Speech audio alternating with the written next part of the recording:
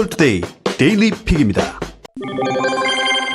코로나19 확산에 따라 온라인상에서 이를 다루는 콘텐츠들로 관심을 끌어보려는 움직임들이 있었죠. 구글이 코로나19 관련 유튜브 영상의 광고 수익 창출을 제한하는 한편 공신력 있는 콘텐츠를 우선 노출시키는 등 서비스 개선에 나섰다고 합니다. 방통위에 따르면 페이스북, 구글 등 해외 플랫폼 사업자와 코로나19 관련된 정확한 정보를 제공토록 협의한 결과 공신력 있는 정보가 우선 배치됐는데요. 최근 유튜브 등 일부 플랫폼에서 코로나19를 콘셉트로 한 몰래카메라 영상이 논란으로 떠올랐습니다. 중국 우한에서 왔고 나는 지금 폐렴에 걸렸다며 지하철 내 사람들에게 자신에게서 떨어져 달라고 말했던 유튜버부터 동대구역 앞에서 방진복을 입은 보건소 직원과 추격전을 벌였던 크리에이터까지 코로나19를 모티브로 한 영상을 찍어 수익을 올렸습니다.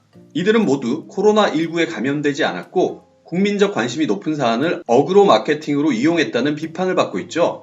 구글은 논란을 방지하는 한편 코로나19에 대한 정확한 정보 전달을 위해 관련 유튜브 영상에 광고를 붙이지 않는 정책을 내걸었습니다.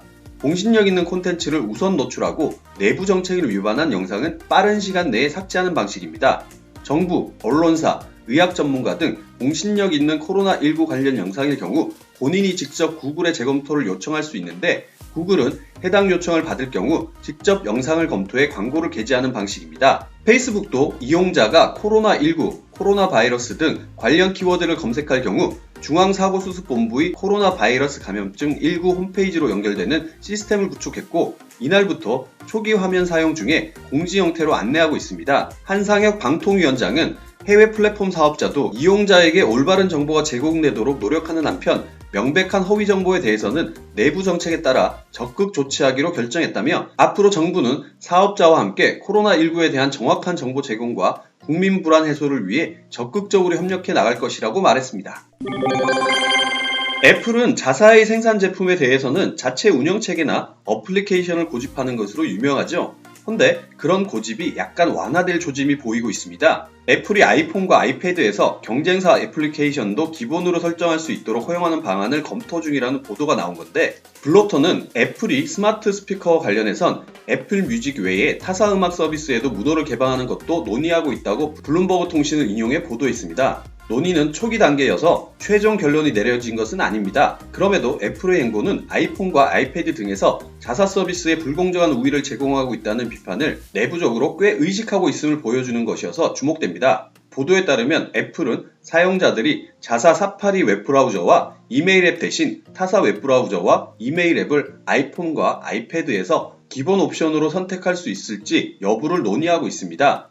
애플은 2008년 앱스토어를 오픈한 이후 아이폰과 아이패드 사용자들이 미리 설치된 앱들을 다른 걸로 대체하는 것을 허용하지 않았는데요. 이것은 다른 업체들이 아이폰과 아이패드에서 애플 서비스와 경쟁하는 것을 어렵게 하는 결과로 이어졌죠. 테크 산업에서 반독점 위반 가능성을 조사하는 의회 의원들의 우려도 불러일으켰습니다. 웹브라우저와 메일은 아이폰과 아이패드에서 가장 많이 사용되는 앱들로 통하는데요. 애플 앱이 기본 설정된 상황에서 구글 크롬이나 파이어폭스 브라우저, 구글 지메일이나 마이크로소프트 아웃룩 같은 메일 앱들은 아이폰과 아이패드에선 입지가 약했었죠.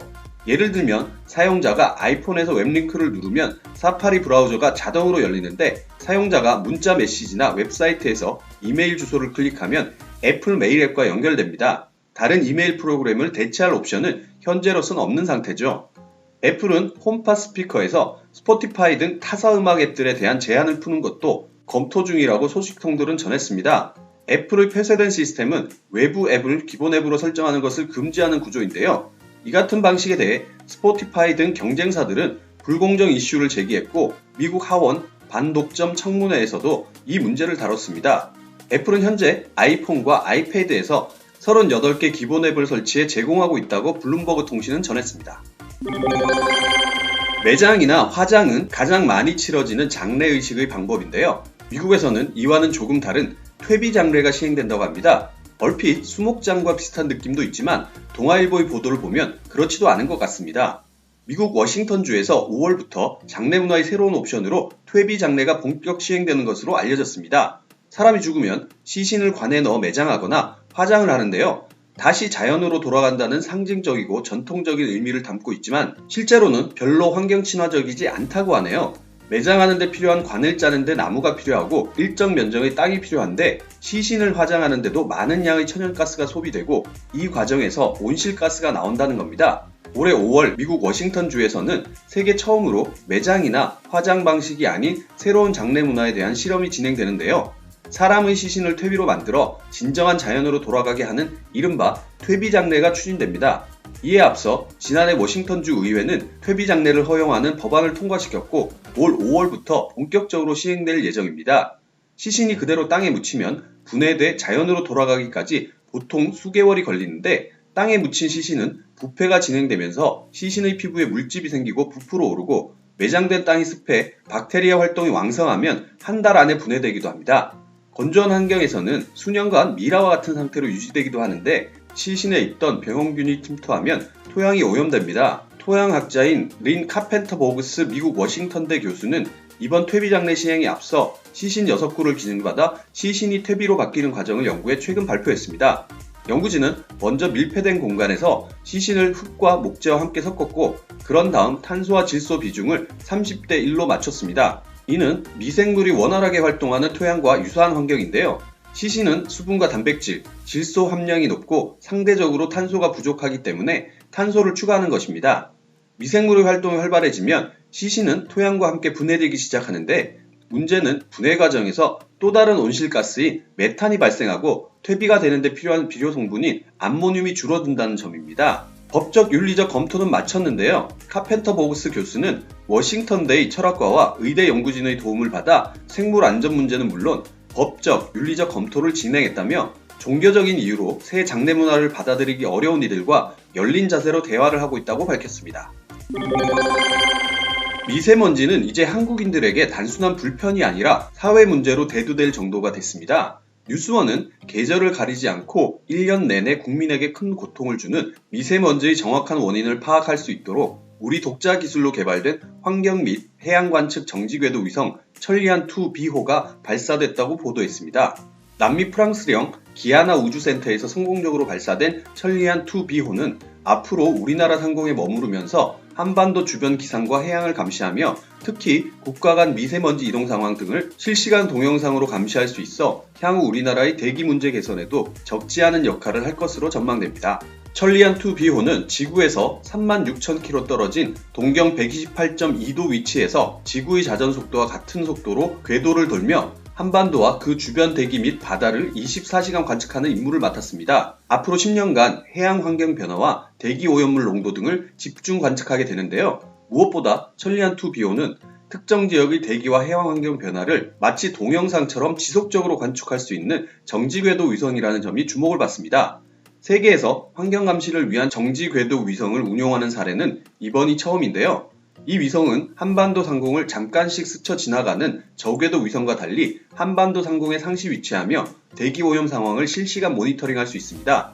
정지궤도이기 때문에 대기 오염 물질의 월경선, 즉 국가 간 이동 현상도 포착하는 것이 가능합니다. 실제 천리안2B호에 탑재된 환경 관측 센서인 잼스는 미세먼지와 미세먼지를 유발하는 이산화질소, 이산화황, 포름알데히드, 오존 등 20개 대기 오염 물질의 농도를 하루 8번 관측할 수 있다고 하는데요. 이들 가운데 상당수는 최근 큰 환경 문제로 꼽히고 있는 미세먼지를 발생시키는 데 관여하는 물질입니다. 전자책은 어느 틈에 일반적인 독서의 형태로 자리 잡아가고 있는데요. 이젠 스타 작가들도 책 출간보다 전자책을 먼저 내놓는 시대가 될 것 같습니다. 스타 작가 김영하가 7년 만에 신작 소설 작별인사를 출간했는데 신작 출간도 화제지만 공개 방식이 더 주목받고 있다고 합니다. 인공지능과 로봇에 의존하는 가까운 미래의 통일된 한반도, 17년간 자신을 인간으로 착각해온 휴머노이드 소년의 성장담을 그린 작별인사입니다. 스타 작가 김영하가 7년 만에 내놓는 소설로 소년이 겪는 정체성의 혼란을 통해 철학 없는 기술 발전의 경고를 날리고 인간다움에 대한 질문을 던집니다. 신작만큼 화제를 모은 것은 작가가 선택한 새로운 플랫폼이라고 하는데요. 구독 모델의 전자책 어플리케이션 밀리의 서재를 통해 서점보다 석 달 정도 일찍 선공개했습니다. 월정액을 내면 전자책과 함께 신작 종이책을 배송해주는 마케팅인데 유료 회원 가입을 해야 하다 보니 독자의 접근을 제한한다는 비판도 받고 있네요. 작가는 선공개가 근대문학 작가들부터 사용해온 방식이라며 전자책, 오디오북 등 다양해진 독서의 형식을 반영할 필요도 있다고 밝혔습니다. 행복한 하루 디지털 투데이였습니다.